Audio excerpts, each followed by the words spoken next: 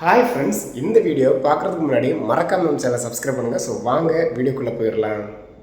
Hi friends, நாம் இன்றைக்கி இந்த வீடியோவில் எதை பற்றி பார்க்க போகிறோன்னா, நீங்கள் கிரெடிட் கார்டு யூஸ் பண்ணிகிட்ருக்கீங்கன்னா ஸோ உங்கள் கிரெடிட் கார்டில் இருக்க கேஷை எப்படி உங்கள் பேங்க் அக்கௌண்ட்டுக்கு ட்ரான்ஸ்ஃபர் பண்ணி அதை கேஷை நார்மலாக யூஸ் பண்ணுறது அதை பற்றி இந்த வீடியோவில் பார்க்க போகிறோம்.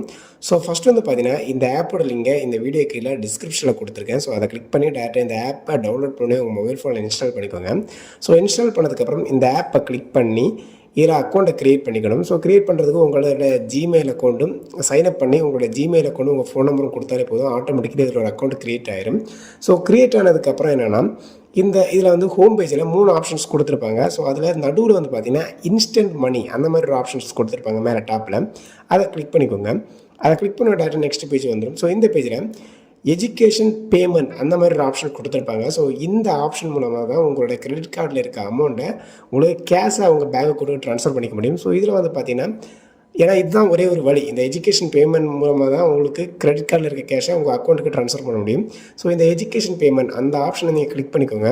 கிளிக் பண்ணால் டேரெக்டாக நெக்ஸ்ட் பேஜ் போயிடும். ஸோ நெக்ஸ்ட் பேஜில் பார்த்தீங்கன்னா கீழே எல்லோ கலரில் ப்ரொசீட் டு பே அந்த மாதிரி ஒரு ஆப்ஷன்ஸ் கொடுத்துருப்பாங்க. ஜஸ்ட் அதை கிளிக் பண்ணிக்கோங்க. அதை கிளிக் பண்ணி பார்த்தீங்கன்னா டேரெக்டாக நெக்ஸ்ட் பேஜ் போயிடும். ஸோ நெக்ஸ்ட் பேஜில் என்னென்னா உங்களுக்கு எந்த அக்கௌண்ட்டில் அமௌண்ட்டை சென்ட் பண்ணணுமோ அதோட டீட்டெயில்ஸ் எல்லாமே கேட்டிருப்பாங்க. ஸோ அந்த டைம் நீங்கள் ஃபில் பண்ண வேண்டாம். மேலே வலது பக்கம் கார்னரில் லாகின்னு ஒரு ஆப்ஷன்ஸ் கொடுத்துருப்பாங்க. ஃபஸ்ட் அதை லாகின் பண்ணிக்கணும்.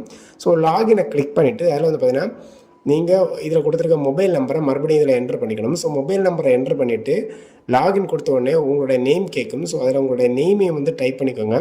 டைப் பண்ணிவிட்டு ஜென்ரேட் ஓடிபின்னு கொடுத்துருப்பாங்க. ஜஸ்ட் அதை கிளிக் பண்ணிக்கோங்க.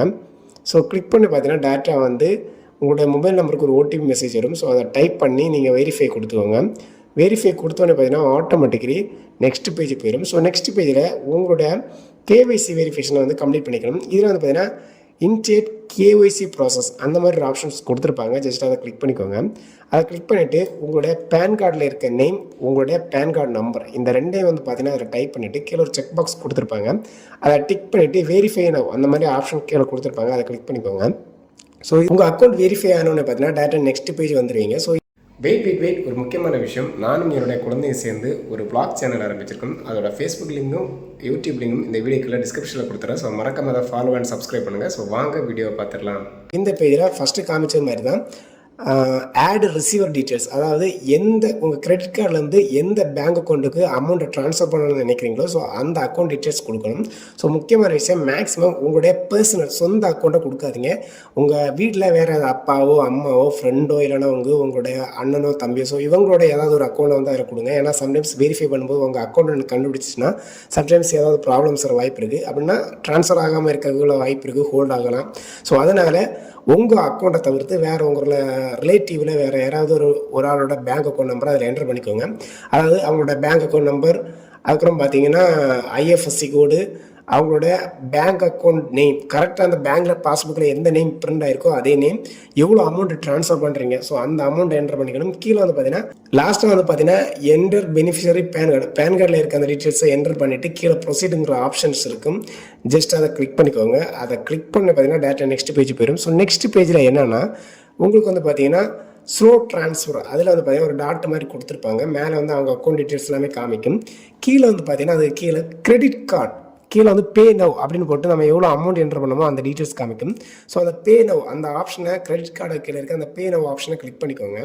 கிளிக் பண்ண பார்த்தீங்கன்னா டேட்டா நெக்ஸ்ட் பேஜ் போயிடும். ஸோ நெக்ஸ்ட் பேஜில் என்னென்னு பார்த்தீங்கன்னா உங்கள் கார்டுன்னு கொடுத்துருப்பாங்க. ஸோ அந்த கார்டை கிளிக் பண்ணி உங்களுடைய கிரெடிட் கார்டு டீட்டெயில்ஸை என்ட்ரு பண்ணிக்கோங்க. கார்டு நம்பர், அந்த வேலிடு, அந்த expiry date, CVV number, so அந்த கார்டில் கொடுத்துருக்க நேம், ஸோ இதெல்லாமே நீங்கள் டைப் பண்ணிவிட்டு பே டு ப்ரொசீட் அந்த ஆப்ஷன் இருக்கும்.